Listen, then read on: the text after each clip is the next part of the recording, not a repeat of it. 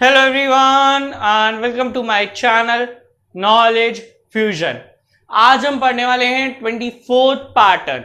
जिन लोगों ने previous videos pattern के ऊपर नहीं देखी हैं, ऊपर आई बटन दिख रहा होगा, उसे क्लिक कर दें, वहां से प्लेलिस्ट खुल जाएगी, आप उसे वहां से देख सकते हैं।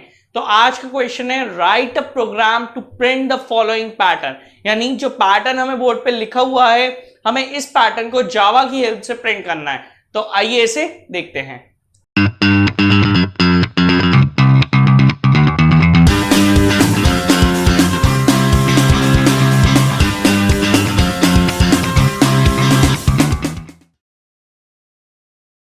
तो जैसा कि आप देख सकते हैं, जो पैटर्न हमें प्रिंट करना है वो हमें बोर्ड पे ऑलरेडी दिया हुआ है, यानी क्वेश्चन में हमें पता है कि हमें कौन सा पैटर्न प्रिंट करना है। तो इस पैटर्न को प्रिंट करने के लिए हमें दो बातें पहले समझनी जरूरी हैं। जो हमारी हॉरिजॉन्टल लाइंस होती हैं उसे हम बोलते हैं रोज, और उनका जो लूप होता है वो हम आई से डिनोट करते हैं, यानी आई से चलाते हैं। और जो हमारी वर्टिकल लाइंस होती हैं जिन्हें हम बोलते हैं कॉलम्स, उसका लूप हम किससे चलाते हैं? जे से चलाते हैं। यानी ये पैटर्न आई और जे के कॉम्बिनेशन से प्रिंट होता है। इसको प्रिंट करने के लिए सबसे पहले इसकी एक ट्रिक होती है। पहले हम पैटर्न को ऑब्जर्व करेंगे। पैटर्न में हमें स्टार्टिंग में देखना है हर रो से पहले एस्ट्रिक प्रिंट हो रहा है और हर रो के एंड में हैश प्रिंट हो रहा है। यानी एस्ट्रिक और हैश एक ऐसे कॉमन टर्म्स है जो हर रो के पहले और हर रो के बाद में आने हैं। अब बीच में जो ये नंबर्स हैं ये कैसे रन करेंगे? तो इसके लिए सबसे पहले हमें एक शॉर्ट टेबल डिजाइन करनी पड़ेगी। जैसे कि हम बात करते हैं फर्स्ट रो की, तो फर्स्ट रो की स्टार्टिंग किससे हो रही है? फर्स्ट रो की स्टार्टिंग हो रही है 5 से, कॉमा खत्म किस पे हो रहा है? खत्म भी 5 पे हो रहा है, तो मैंने लिख दिया 5,5। ठीक है, नेक्स्ट रो पे आए, स्टार्ट कहां से हो रहा है? 5 से, एंड कहां पे हो रहा है? 6 पे, तो मैंने लिख दिया 5,6। नेक्स्ट रो स्टार्टिंग कहां से हो रही है? 5 से, एंडिंग कहां पे हो रही है? 7 पे।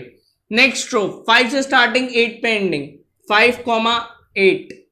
लास्ट रो 5 से स्टार्टिंग 9 पे एंडिंग, 5 से स्टार्ट हो रहा है 9 पे खत्म हो रहा है। यानी इस समय भी पता चलेगा कि सारी रोज हमारी 5 से स्टार्ट हो रही हैं और जो एंडिंग है वो वेरी कर रही है। एक 5 से 5 पे एंड हो रहा है, एक 5 से 6 पे, एक 5 से 7 पे, एक 5 से 8 पे और एक 5 से 9 पे। तो ये चीज हमें सबसे पहले डिजाइन करनी होती है। पहले हमें देखना होता है कि हमारी रोज की स्टार्टिंग कहां से हो रही है और एंडिंग कहां पे हो रही है। तो जैसा कि आपको पता है, जावा की स्टार्टिंग हमेशा क्लास से शुरू होती है। क्लास को एक हम पर्टिकुलर नाम देते हैं जो हमारे प्रोग्राम को डिफाइन करता है, हमारे प्रोग्राम को एक्सप्लेन करता है। मैं पैटर्न का क्वेश्चन कर रहा हूं और मैं 24th क्वेश्चन कर रहा हूं, तो मैंने क्लास को नाम दिया है पैटर्न 24। ये नाम पूरा आप पे डिपेंड करता है, आप इसे कुछ भी दे सकते हैं। उसके बाद मैंने लगा दिया कर्ली ब्रेस। कर्ली ब्रेस लगाने के बाद मैंने अपना मेन फंक्शन लिखा है। मेन फंक्शन क्या करता है? आपके पूरे प्रोग्राम की प्रोसेसिंग में आपकी हेल्प करता है। अच्छा, मेन फंक्शन के अंदर मैंने कुछ भी नहीं लिया है। उसका रीजन क्या है कि मुझे इस क्वेश्चन में यूजर से कुछ भी इनपुट नहीं कराना है। हम मेन फंक्शन के अंदर तभी कुछ लेते हैं जब हमें यूजर से कुछ इनपुट कराना हो। जब हमें यूजर से कुछ इनपुट नहीं कराना होता तब हम मेन फंक्शन के अंदर कुछ नहीं लेते।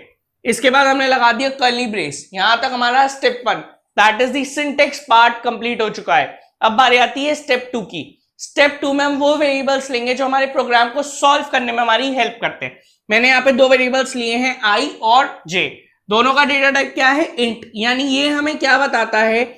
ये हमें बताता है कि आई और जे के अंदर आप सिर्फ इंटीजर वैल्यू ही स्टोर कर सकते हो। कोई कैरेक्टर वैल्यू नहीं, कोई स्ट्रिंग वैल्यू नहीं, कोई बुलियन वैल्यू नहीं, कोई भी और वैल्यू नहीं, ओनली इंटीजर वैल्यू। अब बात करते हैं ये आई और जे मैंने क्यों लिया है। वैसे तो मैं आपको बता चुका हूं, फिर भी मैं दोबारा बता देता हूं। जो मुझे रोज का जो लूप चलाना होगा वो मैं आई की हेल्प से चलाऊंगा, और जो मुझे कॉलम्स का लूप चलाना होगा वो मैं जे की हेल्प से चलाऊंगा। इसलिए मैंने आई और जे का लूप लिया है। ठीक है, इन दोनों के कॉम्बिनेशन से ही ये पैटर्न हम प्रिंट कर पाएंगे। तो मैं इसको रब कर देता हूं, आगे देखते हैं। अब इसके बाद सबसे पहले i इक्वल्स टू 5 मैंने ये क्यों लिखा? अब इधर तक तो चलो हमें समझ में आ गया। अब इसके बाद क्या करना है? अब हमें इसके बाद हमेशा पैटर्न में सीधा सबसे पहले रोज का लूप चलाना होता है, देन कॉलम का लूप चलाना होता है। तो मैं यहाँ पे पूरी डायग्राम एक्सप्लेन करूंगा आपको ताकि आपको ये पैटर्न क्लियरली समझ में आ जाए। ठीक है, तो मैं चेक कर लेता हूं मेरी रोज कितनी, मैं काउंट कर लेता हूं। First row, second row, third row, fourth row, fifth row, total मेरी 5 रोज है। ठीक है, अब 5 रोज है, अगर मैं आई की वैल्यू 1 से 5 लूं, यानी मैं कहूं first row, second row, third row, fourth row, fifth row, तो मैं इस पैटर्न को कभी प्रिंट नहीं कर सकता। या फिर हम ये कहें हमें रोज जो लेनी होती है वो इस तरीके से लेनी होती है, जो नंबर्स हमें गिवन है उसके अकॉर्डिंग हमें रोज लेनी होती है। हमें 5 to 9 नंबर्स गिवन है, तो हमें रोज कुछ ऐसी लेनी है जो 5 से 9 के बीच में आए। तो मैं ये कह सकता हूं कि ये मेरी 5th रो है, ये मेरी 6th रो है, ये मेरी 7th रो है, ये मेरी 8th रो है, ये मेरी 9th रो है। कोई फर्क पड़ेगा चाहे मैं इसे 1 to 5 नंबरिंग दूं या 5 to 9, कोई फर्क नहीं पड़ेगा। पर ये फर्क पड़ेगा कि अगर मैं इसे 5 to 9 नंबरिंग देता हूं तो मैं इस प्रोग्राम को सॉल्व कर लूंगा। तो इसलिए मैंने ये कहा कि आई की जो मेरी स्टार्टिंग रो है वो है 5th रो, फिर 6th रो, फिर 7th रो, फिर 8th रो, फिर 9th रो। तो इसलिए मेरे लिए सिंपल हो गया, मैंने लिख दिया i इक्वल्स टू 5, क्योंकि मुझे पता चल गया जो मेरी रो की जो स्टार्टिंग हो कहां से हो रही है 5 से, एंड कहां पे हो रही है, ये मेरी कौन सी रो थी 9th रो थी, तो मेरी एंडिंग हो रही है 9th पे। तो पहले मैंने इनिशियलाइजेशन कर दिया, फॉर लूप का फर्स्ट स्टेप होता है इनिशियलाइजेशन, आई की वैल्यू 5 मैंने इनिशियलाइज कर दी। दूसरा होता है कंडीशन चेकिंग कि मेरी रो कहां तक चले, तो मैंने लिखा है आई की वैल्यू जब तक 9 या 9 से कम होगी तब तक आई का लूप चले, वरना नहीं चले। तो मैंने लिख दिया I is lesser than equals to 9, this is condition checking step 2। ठीक है, लास्ट स्टेप अपडेशन, मैंने लिखा हर बार जब भी आई का लूप चले तो बार बार आई की वैल्यू 1 से अपडेट हो।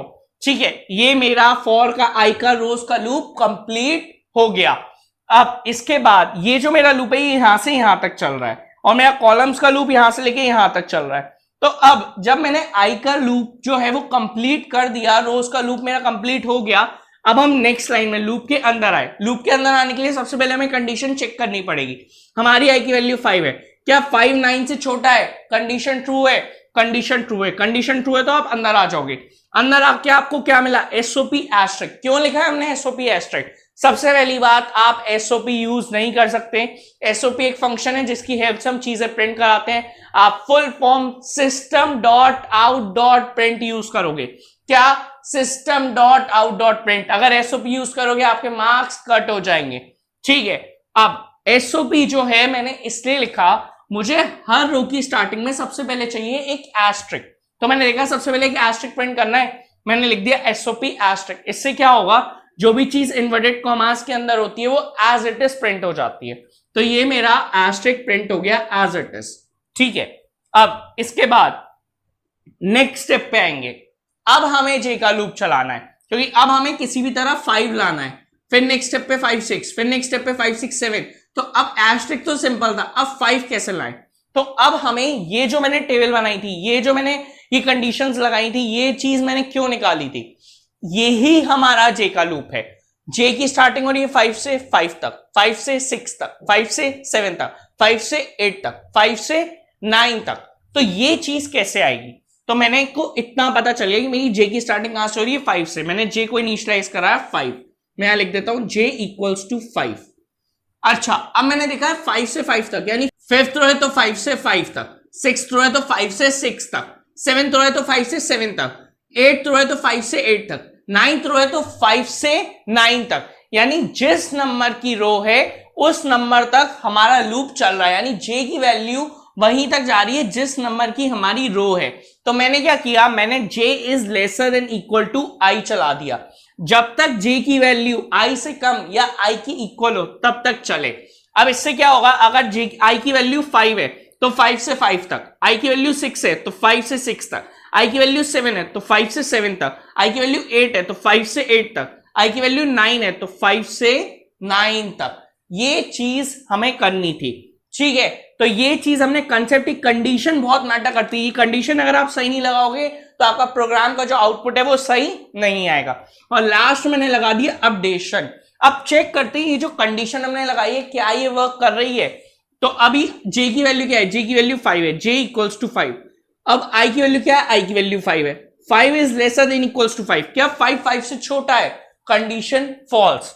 क्या 5 5 के इक्वल है, क्योंकि इक्वल का साइन भी लगा हुआ है। अगर 5 5 के इक्वल है हाँ, तो कंडीशन ट्रू हो गई, आप लूप के अंदर आ गए। अंदर आके क्या लिखा हुआ है, एसओपीजे। ठीक है, अब एसओपीजे का क्या मतलब है, जे जो है वो इन्वर्टेड कॉमास के अंदर नहीं है। जब कोई चीज इन्वर्टेड कॉमास के अंदर नहीं होती तो उसकी वैल्यू प्रिंट होती है। तो जे की जो वैल्यू है वो कितनी है, जे की वैल्यू है 5, तो हमारे आउटपुट स्क्रीन पे एस्ट्रिक की जगह 5 प्रिंट हो जाएगा। ठीक है, एस्ट्रिक के बाद एस्ट्रिक के बाद 5 प्रिंट हो जाएगा।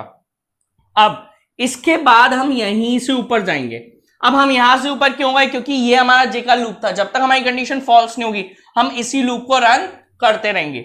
जे प्लस प्लस, जे की वैल्यू हो गई 6, जे की वैल्यू जैसे ही 6 हुई हम वापस कंडीशन चेक करेंगे, 6 is lesser than equals to I, यानी कि 6 क्या 5 से छोटा है, नहीं, क्योंकि आई की वैल्यू आपकी क्या है 5, क्या 6 5 के इक्वल है, नहीं, कंडीशन हो गई आपकी फॉल्स। कंडीशन फॉल्स हुई, आप लूप के बाहर आ गए।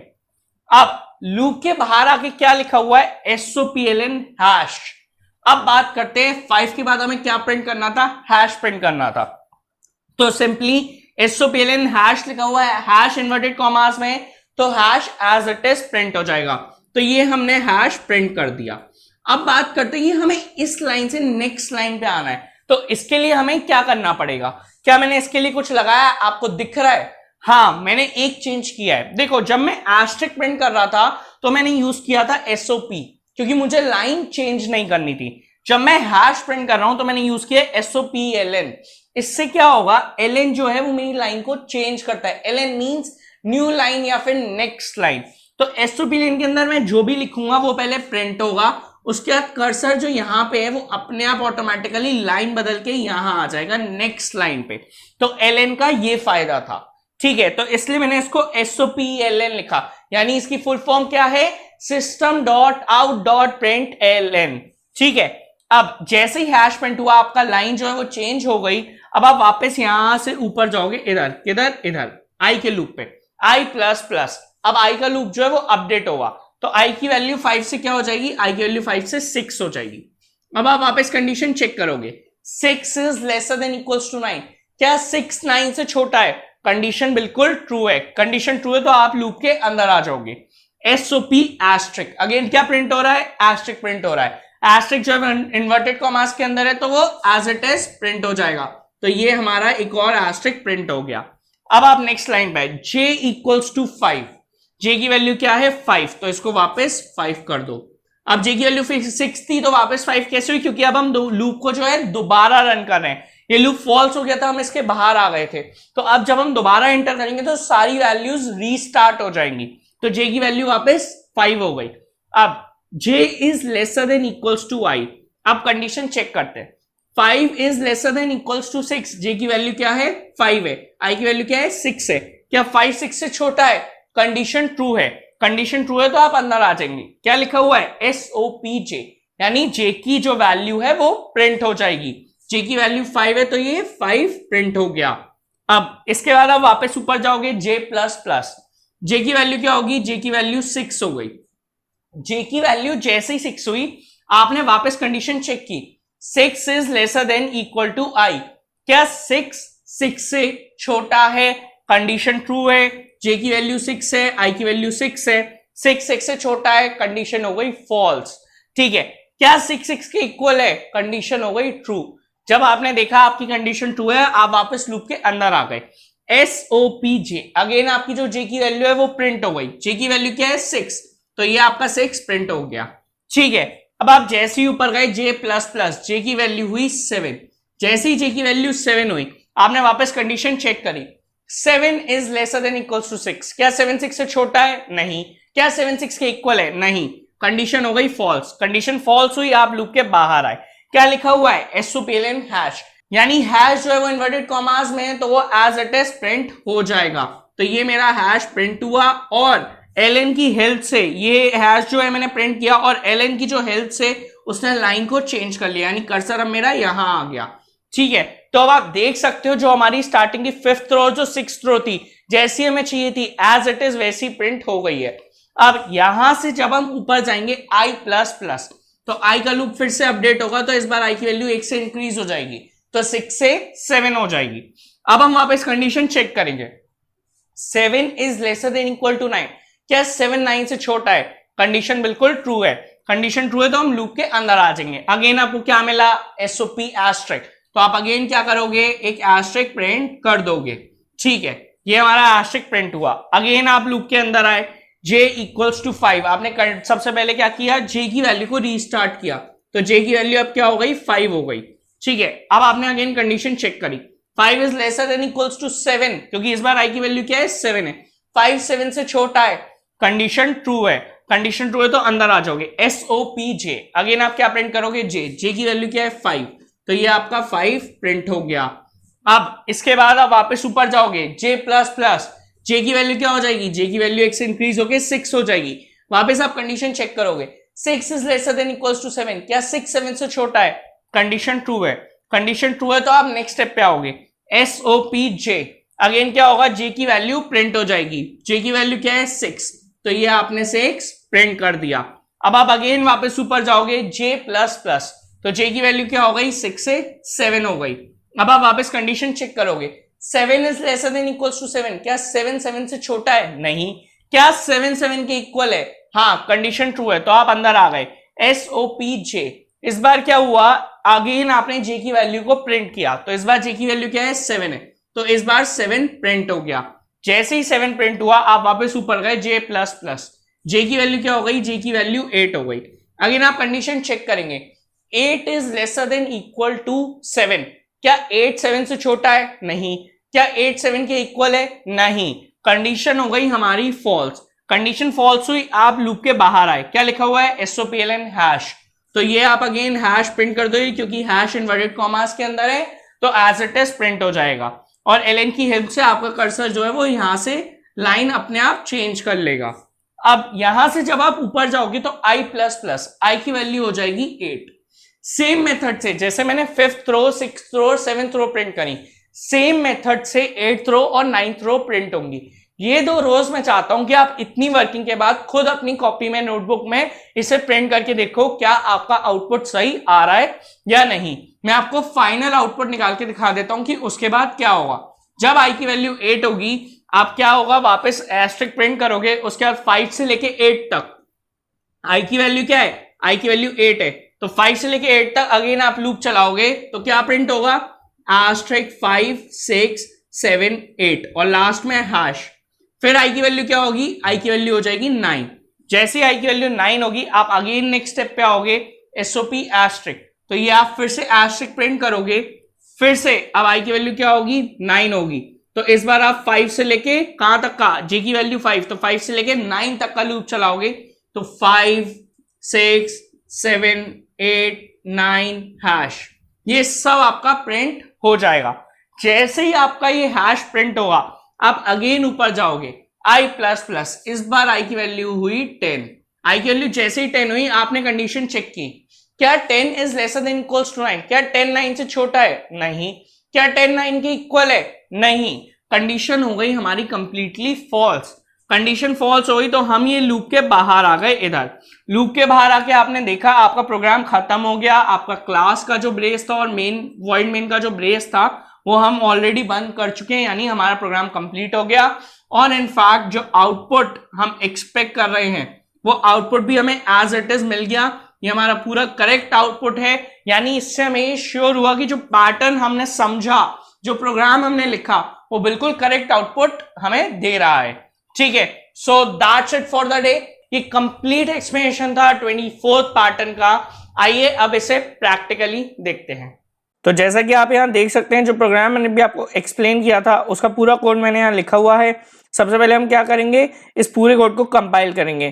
कंपाइल करने के बाद देखिए नीचे लिखा हुआ आ गया क्लास कंपाइल्ड नो सिंटैक्स है, यानी इससे हमें श्योर हो गया कि ये जो प्रोग्राम हमने बनाया है ये सिंटैक्टिकली बिल्कुल ठीक है, इसमें सिंटैक्टिकल कोई भी एरर नहीं है।